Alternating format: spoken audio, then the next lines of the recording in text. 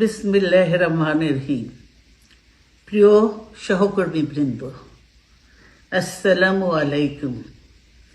আজ দীর্ঘ 6 বৎসর পর আপনারা আবার একসাথে ফ্যাসিস্ট মুক্ত বাংলাদেশে একত্রিত হতে পেরেছেন। সেজন্য আল্লাহর কাছে হাজার শুকরিয়া আদায় করছি। দীর্ঘ ফ্যাসিবাদী বিরোধী সংগ্রামে যারা শহীদ হয়েছেন এবং সম্প্রতি জুলাই আগস্টের ফ্যাসিবাদী শাসকদের নির্মম ভয়াবহ দমন নীতির কারণে গণহত্যায় যারা শহীদ হয়েছেন তাদের প্রতি আমি শ্রদ্ধা জানাচ্ছি। যারা আহত হয়েছেন তাদের প্রতি জানাচ্ছি আন্তরিক সমবেদনা।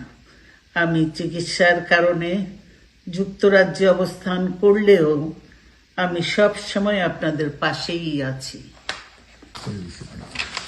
দীর্ঘ 15 বছর গণতন্ত্রের জন্য, আমার মুক্তির জন্য আপনারা যে নিরন্তর সংগ্রাম করেছেন এবং আমাদের অসংখ্য সহকর্মী প্রাণ দিয়েছেন, জুলুম নির্যাতনের শিকার হয়েছেন এবং প্রায় 1.25 লক্ষ মিথ্যা মামলায় জর্জরিত হয়েছে, এখন আদালতের বারান্দায় ন্যায় বিচারের জন্য ঘুরে বেড়াচ্ছেন। আপনাদের এ ত্যাগ শুধু দল নয়, জাতি চিরকাল স্মরণ রাখবে। দেশ আজ এক সংকটময় সময় অতিক্রম করছে। আপনাদের এবং ছাত্রদের সমন্বিত আন্দোলনের ফলে ফ্যাসিস্ট শাসকেরা বিদায় নিয়েছে। একটা অন্তর্বর্তীকালীন সরকার গঠিত হয়েছে। তাদের কাছে জনগণের প্রত্যাশা, রাষ্ট্র মেরামতের ন্যূনতম সংস্কার দ্রুত সম্পন্ন করে গণতান্ত্রিক ব্যবস্থায় ফিরে যাওয়ার জন্য সকলের কাছে গ্রহণযোগ্য একটি নির্বাচন অনুষ্ঠান সম্পন্ন করা।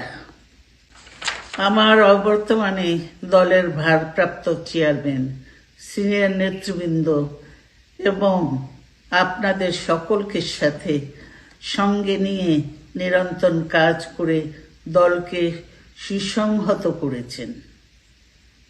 আমি আপনাদের ধন্যবাদ জানাচ্ছি। আমি বিশ্বাস করি আপনারা শহীদ প্রেসিডেন্ট জিয়াউর রহমানের আদর্শে আরো উজ্জীবিত হয়ে আগামী নির্বাচনে সাফল্যের জন্য ঐক্যবদ্ধভাবে কাজ করবেন। এমন কোনো কাজ করবেন না যাতে আপনাদের এত দিনকার সংগ্রাম, আত্মত্যাগ বিফলে যায়।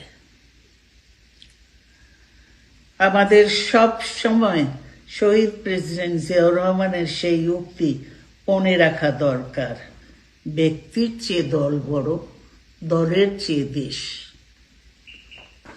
বাংলাদেশের সর্বস্তরের মানুষ, বিশেষ করে তরুণ সমাজ আজ এক ইতিবাচক গণতান্ত্রিক পরিবর্তনের জন্য উন্মুখ হয়ে আছে। ক্ষুদ্র ক্ষুদ্র সংকীর্ণতা ভুলে দেশ ও জাতির বৃহত্তর স্বার্থে আমাদের কাজ করতে হবে।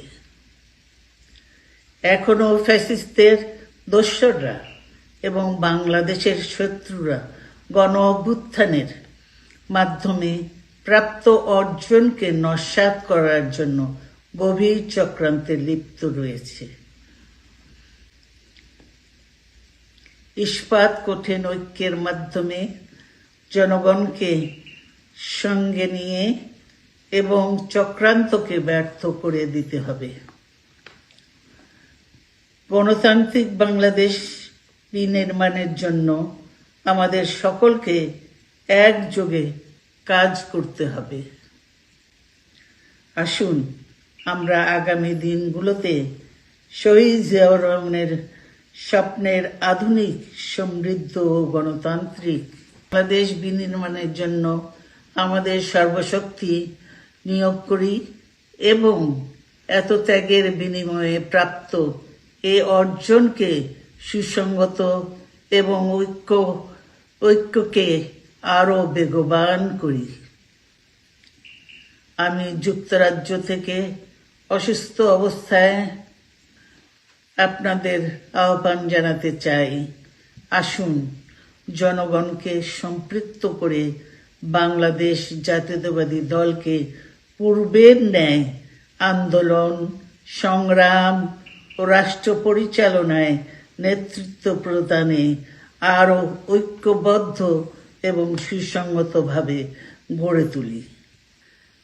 আপনাদের মাধ্যমে ছাত্র, যুবক সহ দেশবাসীর কাছে আহ্বান রাখতে চাই, আসুন প্রতিহিংসা, প্রতিশোধ নয়, পারস্পরিক ভালোবাসা ও ভ্রাতৃত্বের মাধ্যমে আমরা সকলে মিলে আমাদের প্রিয় মাতৃভূমিকে, বাংলাদেশকে সত্যিকার অর্থেই একটি বাসযোগ্য, উন্নত ও গণতান্ত্রিক রাষ্ট্রে পরিণত করি।